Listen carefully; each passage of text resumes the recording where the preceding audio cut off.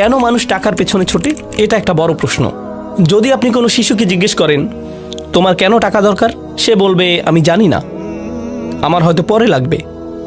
কিন্তু নিজেকে নিজে প্রশ্ন করুন, কেন আসলে মানুষ টাকার পেছনে ছোটে? আজকে যদি প্লেটে খাবার থাকে, আপনি আজ নিয়ে দুশ্চিন্তা করা বাদ দিবেন, আপনি আগামীকাল নিয়ে ভাববেন। অর্থাৎ আখলাদা শব্দের অর্থ কেবল চিরস্থায়ী জীবন নয়, এটা দিয়ে বোঝায় এমন কিছু যা চিরকাল অবিরামভাবে তাকে বাঁচিয়ে রাখবে।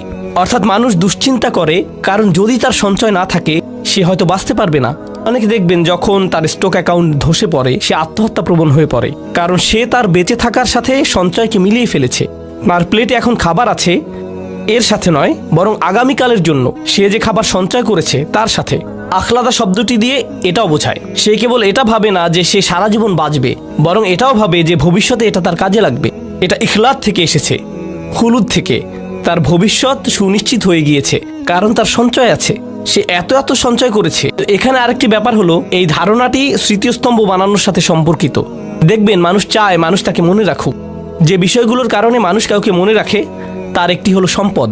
কেউ যদি পরকালে বিশ্বাস না করে, তার জীবনের শেষ পর্যায়ে সে সাদাকা দেয় না, সে হয়তো মানব কল্যাণে টাকা দেয়, হাসপাতাল বিশ্ববিদ্যালয়ে টাকা দেয়, যাতে তার নামে স্মৃতিস্তম্ভ তৈরি হয়। এটাই তার জন্য একমাত্র বস্তু যাতে মানুষ তাকে মনে রাখবে। তাই সে অনেক অনেক টাকা আয় করে যাতে মানুষ তাকে এসব স্মৃতিস্তম্ভের কারণে মনে রাখে, যেগুলো নিছক পাথর বা মেটালের তৈরি জড়বস্তু দিয়ে বানানো। এই বিষয়টিও কোরআনে বলা হয়েছে। হুদ জাতির বিষয়ে বর্ণনাটি এসেছে। আল্লাহ আযজা ওয়াজাল্লা বলেন, আতাত্তাখিযুনা মাসানিআ লাআল্লাকুম তাখলুদুন। তাখলুদুন, তোমরা ভাস্কর্য তৈরি করছো এই মনে করে যে তোমরা চিরস্থায়ী হবে। এর সাথে চিরকাল বাঁচার সম্পর্ক কি?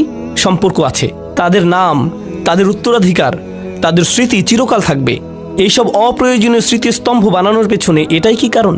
তারা এইসব বিশাল স্তম্ভ বানাবে যা দিয়ে হাজারো লোককে খাওয়ানো যেত, কিন্তু না, তাদের এটা বানাতেই হবে। তাদের তো এইসবই সুন্দর স্থাপত্যের স্তম্ভ বানাতেই হবে। এটা কিন্তু মুসলিমদের মধ্যেও হচ্ছে। আপনারা বিভিন্ন গরিব মুসলিম দেশেও খুব সুন্দর সুন্দর স্তম্ভ দেখবেন, কিন্তু তাদের এটা বানাতেই হবে, কারণ এগুলো নাকি জাতীয় ঐক্যের প্রতীক।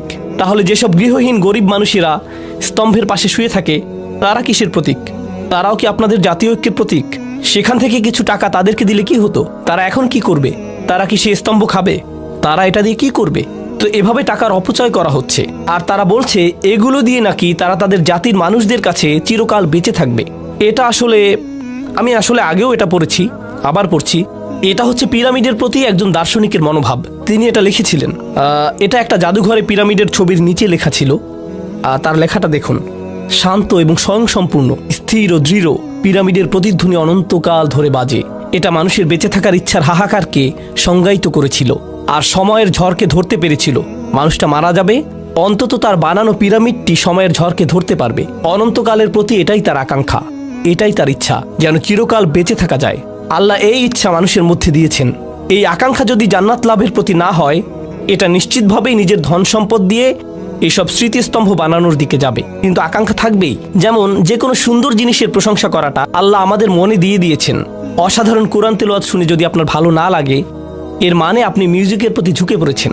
আকাঙ্ক্ষা কিন্তু থাকবেই, এর গতিপথ ঠিক করে দিতে হয়। এদিকে যাবে নয়তো ওদিকে যাবে। বুঝতে পেরেছেন? এটাই আমরা এখানে শিখছি। তো যারা, বলে রাখি, এটা আমার শিক্ষক ডক্টর আহমদের মন্তব্য। তিনি এই সূরা নিয়ে মন্তব্য করেছেন। তিনি বলেন, দুনিয়ার প্রতি মানুষের দুই ধরনের প্রলোভন থাকে। কোরআনে সাধারণত টাকা এবং সন্তানের কথা বলা হয়েছে, তাই না? আত-তাকাসুর ফিল আমওয়ালি ওয়াল আওলাদ। আমরা দেখছি এই সূরায় কিসের কথা বলা হয়েছে? মাল, আওলাদ নয়।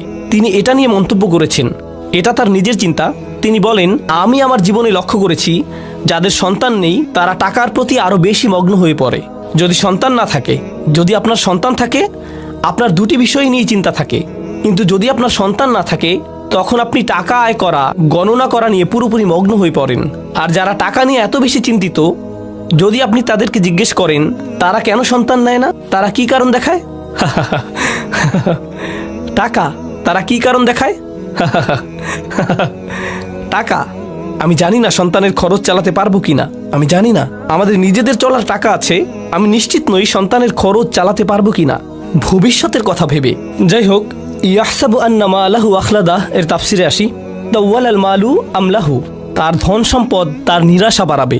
ওয়ামান্নাহুল আমানিয়াল বাঈদা, এটা তাকে কিছু অলিক কল্পনা দিবে যা বাস্তবতা থেকে অনেক দূরে। ততক্ষণ পর্যন্ত যতক্ষণ না সে নিজেকে গভীরভাবে উদাসীন করে তোলে এবং তার মিথ্যা আশাকে প্রলম্বিত করে। ইয়াহসাবু আন্না মালাহু তারাকাহু খালিদান, সে মনে করে তার সম্পদ তাকে চিরস্থায়ী করবে। ফিদ দুনিয়া লা ইয়ামুত, এই দুনিয়ায় যেন সে কখনো মরবে না। এটা দিয়ে পরকালকেও বোঝানো হয়েছে। সে মনে করে, আর হ্যাঁ, এটা বোঝাটা খুবই জরুরি, এমন অনেকে আছে যারা মনে করে আল্লাহ তাদেরকে এত বেশি দিয়েছেন তাই তারা পরকালেও পার পেয়ে যাবে। হে আল্লাহ আমাকে এত ভালোবাসেন, তিনি আমাকে এত এত সম্পদ দিয়েছেন, আল্লাহ নিশ্চয়ই পরকালেও আমার জন্য ভালো কিছুই দিবেন। আমাদের অনেকের চিন্তা ভাবনা এমন।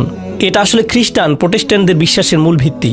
তারা আপনাকে বলবে গড চান যেন আপনি প্রমোশন পান, তিনি চান যেন আপনি বেশি বেশি টাকা কামাতে পারেন, তিনি চান যেন আপনি লোনটা পান, কারণ তিনি আপনাকে ভালোবাসেন। বেশি টাকা কামানো মানে আল্লাহ আপনাকে ভালোবাসেন। এই নিয়ে একটা ঘটনা কোরআনে সূরা কাহফে বর্ণিত হয়েছে।